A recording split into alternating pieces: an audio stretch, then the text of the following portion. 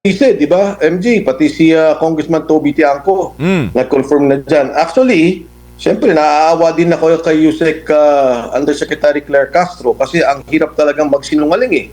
Ang hirap talaga na magsalita ka ng para bang pinagtatakpan mo na lang kung ano talaga nangyayari. Kasi, klaro, sinabi na yan ni Senator Lacson.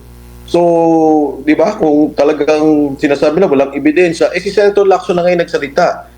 Merong ginawang affidavit si Yusek Bernardo, sumulat sa kanya at sinabi niya to. So, napakahirap talaga ng trabaho niya. Nakakatulong ba to? Siyempre hindi. Kasi parang lumalabas talaga at nakikita naman ng taong bayan na pinagtatakpan lang yung kasinungalingan. Hindi ko alam paano nilang pagtatakpan to ng tuloy-tuloy. Dahan-dahan na uungkat to, nakikita to ng taong bayan, nababasa, naririnig. Hindi nila mapigil. Di ba? Parang MJ, Admar, parang kala mo, tumahimik na. Biglang, eto na naman, may lumabas. No? Hindi natin malalaman. Baka bukas makalawa si Yusek Adrian Bersamin magsalita tungkol dito. Kung sila ay runner lang at talaga nagdi-deliver lang naman sila ng pera, pagpalagay mo na, kahit na siguro nakakuha sila kung ano man, no? Kung konti o ano man, pero hindi sila yung pinaka-beneficiaryo nung nangyaring korupsyon, nung nangyaring nakawan. If at all, runner lang sila. Tsaka kung tutugma mo, MJ Admar, di ba yung pinag-usapan na 100 billion na sinabi, o para sa Pangulo yan, ilagay mo yan dyan, tumutugma eh. Sinabi na rin ito ni Yusek Bernardo na yun nga, meron talagang 81 billion na pondo na siya nag-ayos, tapos meron pa kay Secretary Manny Bunuan na siya rin na nag-ayos. Bakong Mike, yung nabanggit ni Congressman Ege Erice, ni Congressman Antonio Tinio, kasi parang 5 daw sila ng mga mambabatas na parang inibita raw ni Congressman Liviste, no? At doon yung sinasabing secret convo, matagpi-tagpi mo ba yon doon sa mga nabanggit ni Undersecretary Bernardo na parang binabaliwala noong mga unang mga investigasyon, Kong Mike? Actually, Admar, ako mismo, nakita ko yun at nabasa ko at narinig ko rin yung video.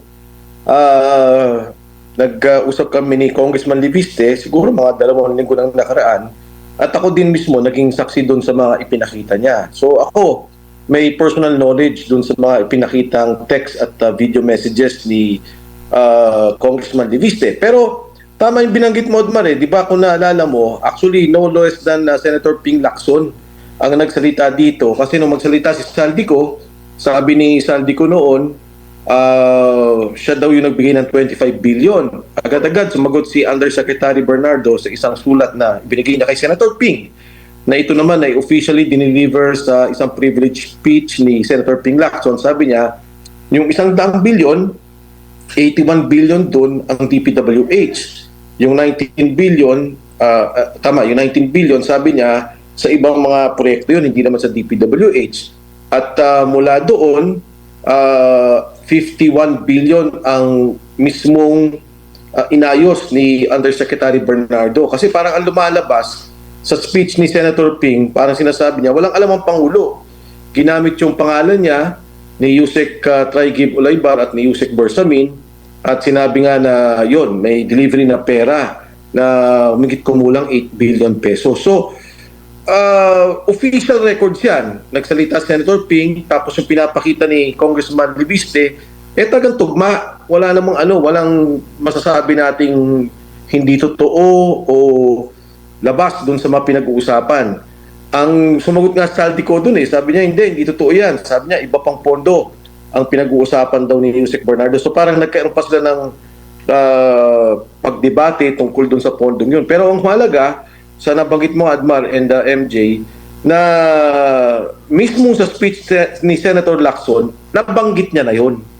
Kaya dapat ipursuy ang investigasyon na yan at yung hawak ni Congressman Liviste ay pagpapatunay lamang doon sa mga nabanggit na delivery ng pera. Kong Mike, sino ang mag-iimbestiga? Meron pa bang tingin mo magkakaroon ng legit na talaga na resulta? Kasi sa Senate Blue Ribbon, marami mang ng mga nabanggit din si Congressman Ege Erice.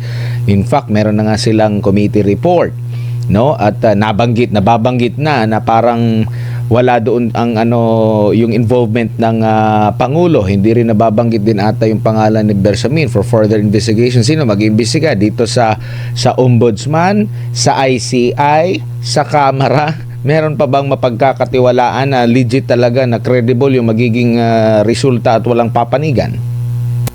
Tama yung binanggit mo na yan, Admar, kasi kung sa akin lamang, kahit na nga hindi ako investigador, nakikita ko na di ba? Nagsalita si Senator Ping tungkol dito, binanggit din to ni Yusek Bernardo sa isang affidavit niya o sa sulat man niya, and officially binanggit na rin to ni Congressman Liviste, Congressman Tino.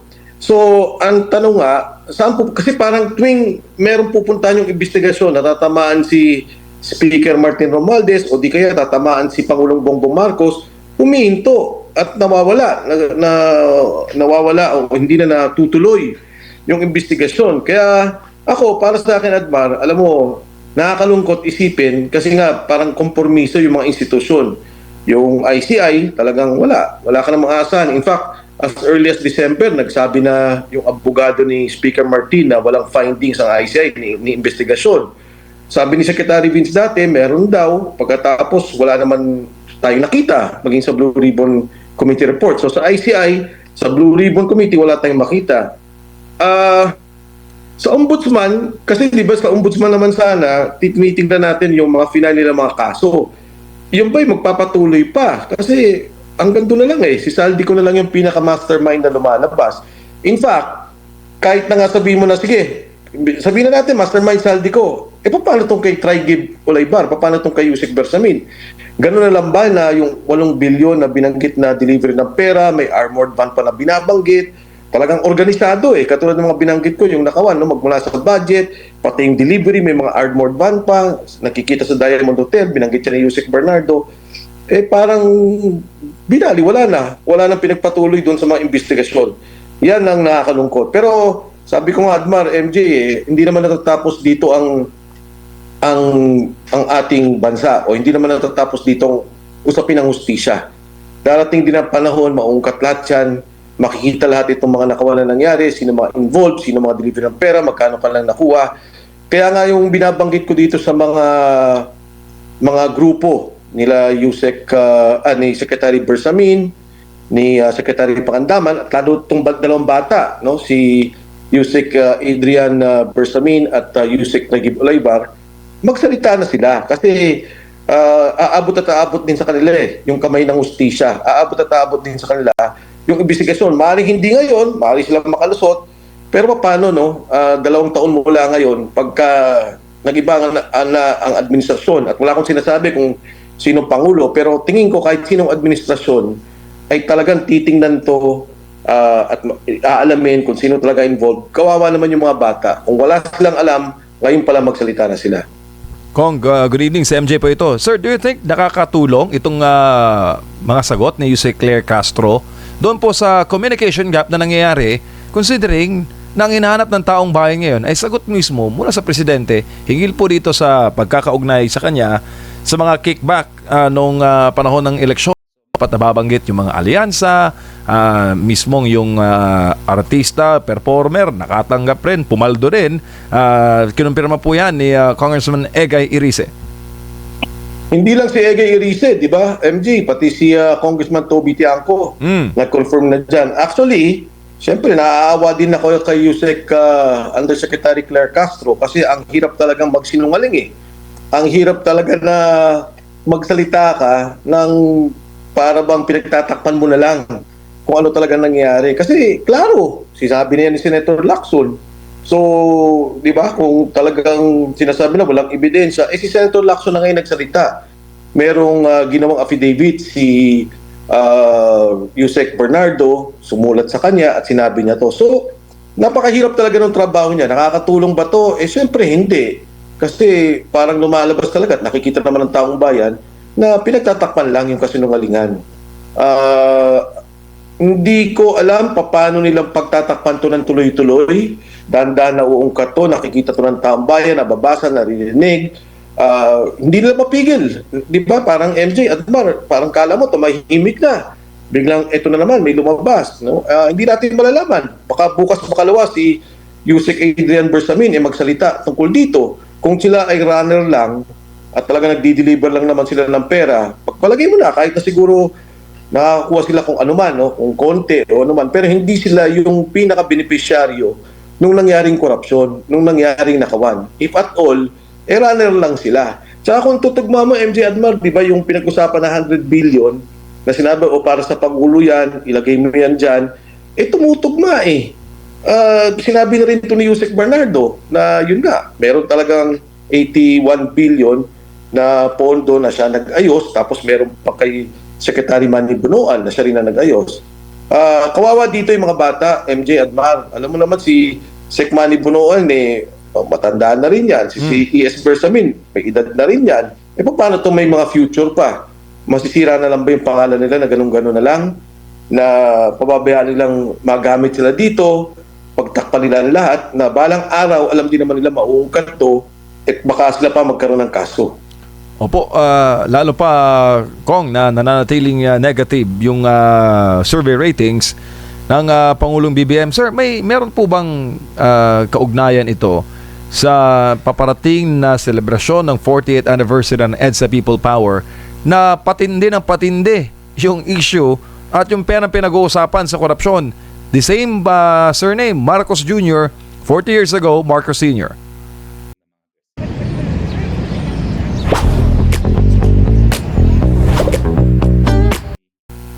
Alam mo, MJ, ang mahirap dito sa sitwasyon ng Pangulong Bongbong Marcos, talagang nagkaroon siya ng pagkakamali doon sa pinabayaan niya yung budget. Pinabayaan niya yung nakawan. Pinabayaan niya yung kanyang pondo na yung President's budget na dapat sana na iayos yung mga pangunahing proyekto. Kaya hindi ko alam paano niya i-reverse to, hindi ko alam paano niya mababago itong kanyang sitwasyon. Ang problema lang dun sa nangyari, dun sa pagtatakip nila nung lahat ng investigasyon na nangyari, hindi nila mapigil. Kasi yun ang katotohanan na nangyari. Yun ang mga involvement, di ba? Ang sabi nga ng iba o sige, kung talagang wala kang kinalaman dyan, si Speaker Martin lang ang talagang may kinalaman, di pabayaan mo magtuloy yung investigasyon. Ang problema nga, wala tayong nakikitang ganun Nasasabi na yung pangalan niya, involved na yung mga tao niya, no less than the Executive Secretary was involved, no less than his Secretary of Budget and Management is involved. So, ano ba talaga? Nandiyan ka ba? Na-involved ka ba? Bakit mo pinagtatakpan itong mga taong to? At yung lahat ng institusyon na dapat gumagawa ng investigasyon, talaga natahimik. Unahin ko Kongreso, Quadcom, dati, grabe. Talagang bukbukan yung ginagawang investigasyon.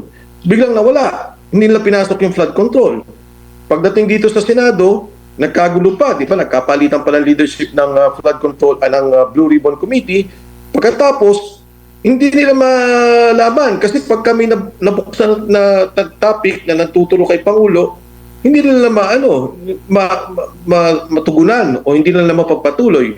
Yung kay Saldi ko lang sasabihin nila, hindi, dapat i-notarize yan, di ba? Pwede naman nilang gawin yun pwede yung apostil na maisagawa sa ibang bansa. But even more than that, kung gusto nilang questionin si Saldico, pwede talaga na magkaroon ng suspended rules ang Senado o Kongreso na sa isang Zoom meeting, pabayaan siya magsalita at questionin siya. Pero nawala na rin. Hinto na rin nila yung ginagawang investigasyon. Yung ICI, ayun, lalagas ng lalagas. Di ba? Nag-resign ng lahat ng mga tao. Hindi sila tumuloy sa pag-iimbestiga. Naipit na. So, alam ng tao na huminto, bitin. Kaya itong ratings niya talagang bumabagsak dahil nakikita ng tao yung pagtatakip na sinasabi nilang ang Pangulo ang nagsimula ng investigasyon sa korupsyon. Oo, siya nagsimula. Pero ang tanong, kasama ba siya? Yung tanong dun sa kasama ba siya, ayaw naman nilang ungkatin. Kasi nga, sa aking pananaw, kasama talaga siya. Kaya ito yung nangyayari, nagkakagulo-gulo na. Kung kayo po ang nasa gabinete ngayon, given na kayo po ay nagsilbi dati sa GMA Cabinet, ito bang mga issue ngayon ng korupsyon sa presidente o sa chief executive, yan ba'y nakatutulong sa pagpapataas ng moral ng mga gabinete, Kong? Alam mo, MJ, una sa lahat, hindi nangyari kailanman ang ganitong klaseng korupsyon na nakikita natin. Magtanong ka, magmula doon sa cabinet members ni Pangulong Noynoy Aquino, Pangulong GMA, Pangulong Estrada, Pangulong Duterte, ngayon lang natin nakita yung organisadong nangyari sa pondo na nakawan. Na talagang yung mga flood control programs natin, flagship projects, tinanggal yung pondo tapos inilipat kung saan-saan din nila para sa flood control. Ngayon lang natin nakita na yung PhilHealth, yung PDIC, kinalaw, na talagang ang unprogrammed allocation umabot for the past 3 years almost 2 trillion. Ang estimate nila kung Egay Erice at ng mga iba is mga 1.4. Pero ang total niyan talaga is 2 trillion. Yung iba naman i-release siguro o ibang proyekto. But sabi nga nila 1.4 trillion yung unallocated funds for the past 3 years. So, ngayon lang to nakita. Hindi ko alam, pero sa aking pananaw, kung ako yung siguro nasa kabinete, magre-resign ako kung wala akong alam eh. Dahil this is not anymore a question of loyalty. This is already a question of governance, question of dignity, reputation ng opisina mo. Kasi lahat naman tayo, hindi naman tayo may-ari ng ating posisyon eh. Di ba? Ibinigay yan sa Pangulo, yung Pangulo naman inappoint ka. So kung ikaw isang kabinete na wala kang alam sa mga nangyayari, bigla mo nakikita ganito pala yung at alam mo hindi yan. Hindi mo pwedeng sabihin na hindi nila alam. Yung lumalabas na issue ngayon, kahit i-review nila at they have access to documents, kung kami nga may access sa documents at nakita nila yung GAA, nakita nila yung mga release ng funds, ikaw mismo mahihiya eh. Di ba? And I don't think you want to be part of such administration, of such regime that implemented the most corrupt budget in our history. Opo, lalo pa Congressman no, na matindi ang mga programa ngayon sa pamahalaan, pero hindi mo kasi maiwasan kung kahit kausapin mo yung mga kahit nagkakaroon po kami ng mga panayam sa halimbawa yung mga man on the streets namin, kahit po kasi maganda ang ginagawa ng isang ahensya ng pamahalaan, pero bumabalik dun sa issue ng Pangulo eh. Bumabalik dun sa issue ng pananagutan eh, na parang kahit anong gawing mabuti, meron pa ring latak ng pagdududa ang taong bayan dahil nga yung Pangulo mismo ang nai-involve sa issue ng korupsyon. Alam mo MJ, kunyari lang itong example ko, yung Metro Manila Subway. Nakikita ko siya. Parati siya nag-inaugurate ng mga subway stations. So, chinek ko, ano ba talaga yung nangyari? Matatapos ba natin? Ang lumalabas talaga hindi kaya, 2032. Pero baka matapos nila kung bibilisan nila yung 3 stasyon. Ang mabigat, yung Metro Manila Subway, ang budget for this year is 40 billion. Ginawa nilang 20 billion. Although sabi naman ng nagsasalita yung mga nag-ayos ng budget, sabi nila hindi, okay lang yan. Kasi although nasaan program yan, sabi nila pagka daw pinush yung project, andyan naman yung pondo. Parang ang point ko, di ba dapat yung 40 billion, talagang pinograma na nila at tinutukan nila na ma-implement at matapos kahit man lang 3 stasyon. So we have now a situation na ang mga tao talaga, o let's say yung budget ng mga congressman, nagbago ba? Hindi rin naman eh. Di ba? Parang nangyari. On average, I would think nasa 2 billion pa rin yung budget kada distrito. So, okay lang naman yun. Walang problema kung malaki budget mo. Pero kung ang budget mo 700 billion, na dapat sana tutukan mo yung mga malalaking proyekto, hindi magawa. Tapos ito, MJ Admar, nakikita ko yung hearing dun sa DOTR sa Kongreso. Yung mga taga Mindanao nagagalit. Sabi nila, bakit hindi matapos-tapos yung o mapondohan yung railway ng Mindanao? Sabi ng DOTR, kasi pumunta kami sa proponent, tapos yung proponent hindi na kami pinapansin. Paano yung proponent na yun? Is a Chinese company. Di ba, nag-aaway-aaway ngayon, gumagawa sila ng mga, ano ba sasabihin ko, nagkakaroon talaga ng mga away na personal. Siyempre, yung gobyerno ng China o yung mga korporasyon doon, ayaw sigurong pondohan na yung proyekto. Ito lahat epekto ng governance. Ito lahat epekto ng liderato. At yan yung nakikita natin sa ngayon. Hindi ko alam, yung binanggit mo, yung man on the streets, governance, hindi ko alam eh. Kasi lahat ng kausapin ko rin at sinasabihan ako ng mga tao, sige ho, ituloy ninyo yung laban. Grabe ho naman yung nakawan. Siguro narinig nila, billion-billion talaga yung narinig natin at nababasa natin, maraming galit talaga sa nangyari. Opo, bago lang ulit si Partner Admar Kong, sa inyo pong karanasan bilang naging cabinet, naging secretary po kayo no, sa isang ahensya ng pamahalaan. Pag mga cabinet meeting o pagsama-sama po ng mga gabinete, kailan po nakakaroon, sir, ng distrust sa isang sitting president?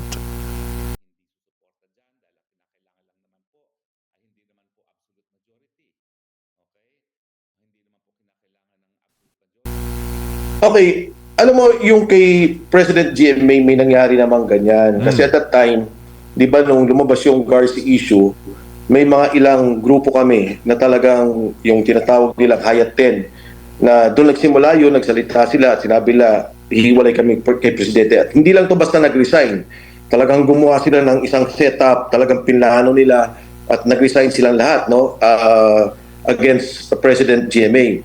Ang isa sa mga kasama ko doon, in fact, nandiyan pa naman si Secretary Abad, no? At that time, si Yusek Chito Gascon. Si Yusek Gascon was DepEd.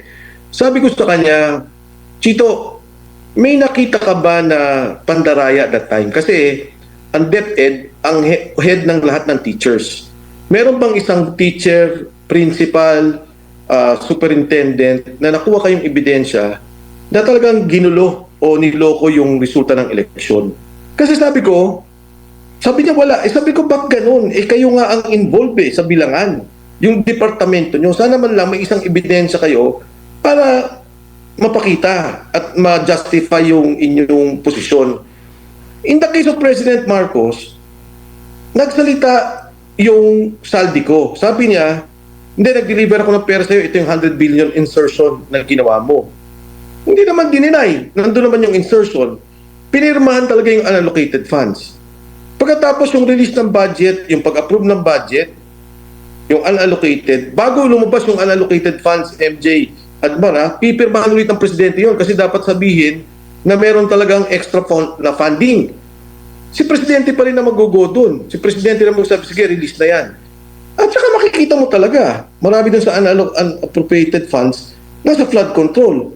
So nagsasalita tong saldi ko, nagsasalita yung Yusek mo, nagsasalita si Manny, yung district engineer. Ang linaw ng ebidensya Napakalinaw. Tapos sinasabi nga, may delivery kay Martin Romualdez. Diba?